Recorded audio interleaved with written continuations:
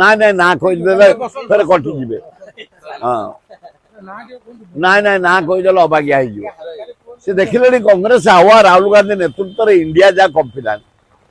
ବିହାର ଗୋଟେ ମାନେ ମୋଡ଼ ପରିବର୍ତ୍ତନ କରିବ ଭାରତ ବର୍ଷ ରାଜନୀତିରେ। ଆପଣ ଦେଖନ୍ତୁ ନା ବିଜୁ ପଟ୍ଟନାୟକ ନବୀନ ପଟ୍ଟନାୟକ ଦେହ ସୁସ୍ଥ ହେଲା ପରେ ସେ ପ୍ରଥମେ ଛାତ୍ର କଂଗ୍ରେସ କଲେ, ଯୁବ କଂଗ୍ରେସ ଛାତ୍ର ଯୁବ କଲେ ଏବଂ ମାନେ ଯୁବ ବିଜୁ ଜନତା ଦଳ କଲେ, ମହିଳା କରିଛନ୍ତି। ତାଙ୍କ ଦଳକୁ ସେ ସୁଦୃଢ଼ କରୁଛନ୍ତି। ତାଙ୍କ ଦଳ ମଧ୍ୟରେ ଟିପ୍ପଣୀ ମୁଁ ଦେଇପାରିବିନି, କିନ୍ତୁ ସେ ସୁସ୍ଥ ହେଲା ପରେ ନିଜେ ହାତକୁ ନେଇ ଛାତ୍ର ସଂଗଠନ, ଯୁବ ସଂଗଠନ, ମହିଳା ସଂଗଠନ କଲେଣି ତାଙ୍କ ଦଳକୁ ମଜବୁତ କରିବା ପାଇଁ। ସେ ତାଙ୍କ ଦଳକୁ ମଜବୁତ କରିବା ପାଇଁ କର୍ତ୍ତବ୍ୟରେ ଲାଗିଛନ୍ତି। ଲାଗନ୍ତୁ, ତାଙ୍କ ଦଳ ରହିବା ଦରକାର।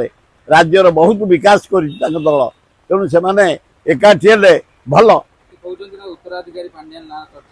ସେସବୁ ମୁଁ କହିପାରିବିନି, ତାଙ୍କ ଦଳ କଥା ସେ କହିବେ।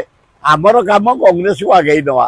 ଏଇନା କଂଗ୍ରେସ ପ୍ରତି ଜିଲ୍ଲାରେ ପ୍ରତି ବ୍ଲକରେ ସଂଗଠନ ମିଟିଂ ଆମେ କରୁଛୁ। ଆମେ ଜଟଣୀ ବ୍ଲକ କଲୁ, ବଢ଼ିଆ ହେଲା।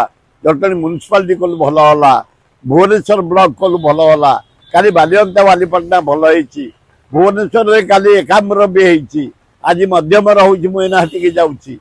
ବଢ଼ିଆ ନିଷ୍ଠାପର ଭାବେ ଷ୍ଟେଟମେଣ୍ଟ ନେଉଛନ୍ତି ଯେଉଁମାନେ ଅବଜରଭର ଆସୁଛନ୍ତି। ରାହୁଲ ଗାନ୍ଧୀକି ଧନ୍ୟବାଦ, ଖଗଡ଼େଙ୍କୁ ଧନ୍ୟବାଦ।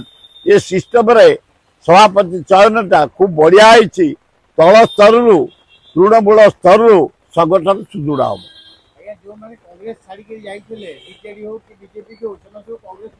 ହଁ ପଳେଇ ଆସିବେ। ସେ ଦେଖିଲେଣି କଂଗ୍ରେସ ହାୱା ରାହୁଲ ଗାନ୍ଧୀ ନେତୃତ୍ୱରେ ଇଣ୍ଡିଆ ଯାହା କମ୍ପିଲାଣି। ବିହାର ଗୋଟେ ମାନେ ମୋଡ଼ ପରିବର୍ତ୍ତନ କରିବ ଭାରତ ବର୍ଷ ରାଜନୀତିରେ। ଆପଣ ଦେଖନ୍ତୁ ଚମତ୍କାର ହବ କଂଗ୍ରେସର ବିହାରରେ କୋଆଲିସନ। ହଁ ଆସିପାରନ୍ତି, ବହୁ ଲୋକ ଆସିବା ପାଇଁ ଚାହୁଁଛନ୍ତି, ମୋ ସହିତ କଣ୍ଟାକ୍ଟ କରିଛନ୍ତି। ଯୋଉମାନେ କରିছে ଏଇନା କହିଦେଲେ ଅବାଗିଆ ହେଇଯିବ। ନାଇଁ ନାଇଁ, ସବୁ ବହୁତ ଲୋକ ବାହାରିଲେଣି ଆସିବା ପାଇଁ। ଯିଏ କଂଗ୍ରେସ ଛାଡିକି ଯାଇଥିଲେ ପ୍ରାୟ ଆସିବା ପାଇଁ ବାହାରିଲେ। ହଁ ହଁ, coming 29 Congress coming. Rahul Gandhi prime minister, ଏଠି ଭକ୍ତ ଦାସ ହବ ମୁଖ୍ୟମନ୍ତ୍ରୀ। ହଁ ହଁ, ନାଇଁ ନାଇଁ ନା କହିଦେଲେ ଫେରେ କଟିଯିବେ।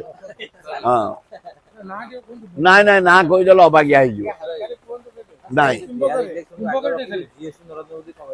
ସେ କାମ ଦବନି, କିନ୍ତୁ ଜିଏସଟି ନରେନ୍ଦ୍ର ମୋଦୀ କରିଛି, ମୁଁ ଅଭିନନ୍ଦନ ଜଣାଉଛି। କାରଣ ଗରିବ ଲୋକ, ମଧ୍ୟବିତ୍ତ ଲୋକ ଆମେ ଉପକାର ପାଇବୁ। ଅଟା, ଚାଉଳ, ତେଲ, ମସଲା, ଘିଅ, ଡ୍ରେସ୍ ଏ ଗରିବ ଲୋକଙ୍କର।